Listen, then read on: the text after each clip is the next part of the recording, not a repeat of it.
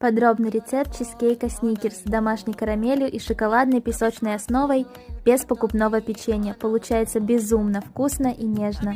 Для основы в миску кладем размельченное сливочное масло, добавляем сахар, смешиваем, затем добавляем желток, снова смешиваем, просеиваем муку, какао и перетираем все в крошку. Собираем тесто в шар, убираем в пищевую пленку и в холодильник на 1 час. Потом крошим на противень и запекаем 10-15 минут при 180 градусах. Даем остыть и измельчаем в мелкую крошку. Смешиваем со сливочным маслом, формируем основу и бортики и в холодильник минимум на 1 час. Для сливочной массы смешиваем творожный сыр, сахар, яйца, сливки и арахисовую пасту, у меня с кусочками арахиса. Миксер не используем. Выкладываем в форму, разравниваем и выпекаем 1,5 часа при 130 градусах на водяной бане, остужаем в выключенной духовке. Для карамели на среднем огне в сотейнике с толстым дном растворяем сахар, не мешаем, добавляем сливочное масло комнатной температуры, соль и быстро перемешиваем.